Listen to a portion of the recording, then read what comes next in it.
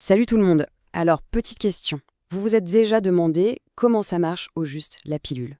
Ou comment notre cerveau, oui oui, notre cerveau, peut contrôler notre fertilité? Aujourd'hui, on va plonger au cœur de notre biologie pour décrypter un peu les secrets des hormones et de la procréation. On va découvrir ensemble comment notre corps, qui est une machine assez incroyable, gère la capacité de donner la vie, et comment la science, aujourd'hui, nous permet d'interagir avec ces mécanismes. La question qui va nous servir de fil rouge est donc double. D'un côté, comment notre corps s'y prend pour tout contrôler, et de l'autre, comment nous, on peut agir dessus. C'est une question qui va nous faire voyager de la biologie pure et dure jusqu'à de vrais choix de société. Pour y répondre, voilà le programme. On va d'abord s'intéresser au grand chef d'orchestre, le cerveau. Ensuite, on verra comment on peut maîtriser sa fécondité. On parlera aussi d'un sujet hyper important, la protection contre les infections sexuellement transmissibles. Puis on explorera comment la science peut donner un coup de pouce à la procréation. Et enfin, on fera le bilan de tout ça. Allez, c'est parti. On attaque avec la première partie, le cerveau, chef d'orchestre. Et oui, c'est de là que tout part. Contrairement à ce qu'on pourrait penser, le centre de commandement de la reproduction, il n'est pas dans les organes reproducteurs eux-mêmes, mais bien au chaud, dans notre cerveau. Alors, comment ça marche tout ça? Faut imaginer une sorte de chaîne de commandement. Étape 1, tout en haut, on a le grand patron, l'hypothalamus, une petite zone dans le cerveau. Il envoie un premier ordre sous la forme d'une neurohormone, la GnRH. Étape 2, juste en dessous, il y a le manager, l'hypophyse.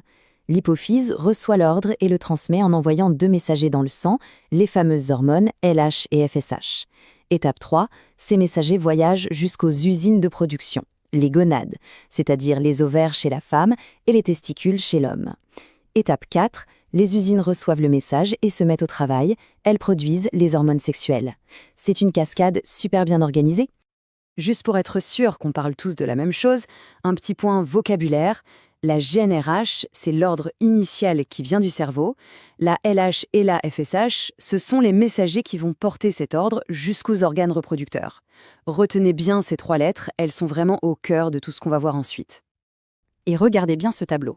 Ce qui est fascinant, c'est que ces deux messagers, LH et FSH, font des choses très différentes chez l'homme et chez la femme. Chez l'homme, c'est assez direct. La FSH s'occupe de la production des spermatozoïdes et la LH de la production de testostérone. Chez la femme, c'est un peu plus subtil. La FSH fait grandir les follicules qui contiennent les ovules et c'est un pic brutal de LH qui va déclencher l'ovulation. C'est vraiment une mécanique de haute précision. D'accord, mais comment le système fait pour ne pas s'emballer et produire des hormones en continu? Grâce à un mécanisme super intelligent, le rétrocontrôle négatif. Imaginez que vous remplissez une baignoire. Une fois qu'elle est pleine, qu'est-ce que vous faites? Vous fermez le robinet. Eh bien là, c'est pareil. Quand le taux d'hormones sexuelles dans le sang est suffisant, ces hormones envoient un message « stop » au cerveau. Le cerveau reçoit le message et arrête d'envoyer de la GnRH, ce qui, par cascade, arrête la production de LH et FSH. C'est une boucle qui se régule toute seule pour maintenir un équilibre parfait. Allez, on passe à la deuxième partie, maîtriser sa fécondité. Maintenant qu'on a compris comment fonctionne ce pilotage hormonal, on peut commencer à voir comment la science a appris à pirater ce système pour permettre de choisir si on veut un enfant et quand. Alors, attention, point super important ici, il faut bien faire la différence entre deux stratégies.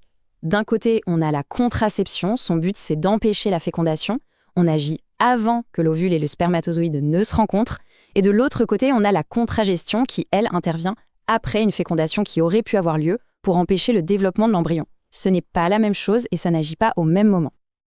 Un petit voyage dans le temps.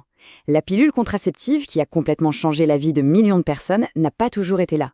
Les recherches sérieuses commencent en 1951, la première pilule est prête en 1956, mais il faudra attendre 1967, avec la loi Neuwirth, pour qu'elle soit enfin légalisée en France.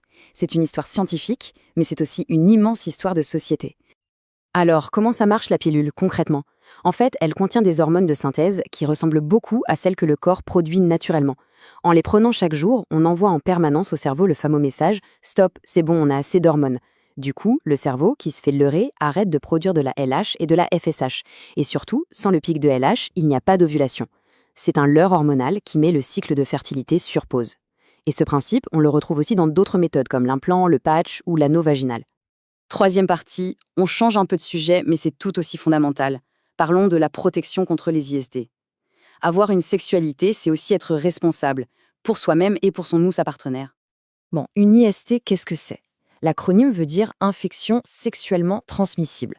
C'est une maladie qui se transmet pendant un rapport sexuel non protégé. Ça peut être un virus, une bactérie.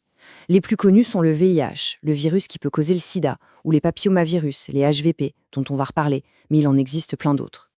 Et cette diapo, elle illustre un point absolument essentiel. La pilule, le stérilet, l'implant, tout ça, c'est très efficace pour éviter une grossesse. Mais, et c'est un grand mais, ça ne protège absolument pas des IST. Le seul moyen qui fait les deux, le seul qui offre une double protection, c'est le préservatif, qu'il soit masculin ou féminin. Il empêche la fécondation et il fait barrière aux infections. C'est vraiment le seul à faire ça. Pour qu'on se rende bien compte de l'enjeu, prenons un chiffre. 1000. C'est le nombre de décès chaque année en France à cause d'un cancer du col de l'utérus. Et ce cancer, dans la très grande majorité des cas, il est causé par une infection au papillomavirus, le HPV, une IST. Ce chiffre nous rappelle à quel point la protection et le dépistage sont importants. On aborde maintenant notre 4e partie, l'aide à la procréation, qu'on appelle aussi la PMA. Parfois, le désir d'enfant se heurte à des difficultés. Et là aussi, la science, en comprenant la biologie, peut apporter des solutions. On parle d'infertilité quand un couple n'arrive pas à concevoir un enfant après environ 1 an de rapports réguliers sans contraception. Et ce n'est pas si rare, ça touche à peu près un couple sur 5. C'est important de ne pas confondre avec la stérilité, qui est une incapacité définitive à avoir un enfant. Mais comment on fait pour trouver la cause d'une infertilité? On fait des analyses. Regardons ensemble ce document. C'est un spermogramme, c'est-à-dire une analyse du sperme.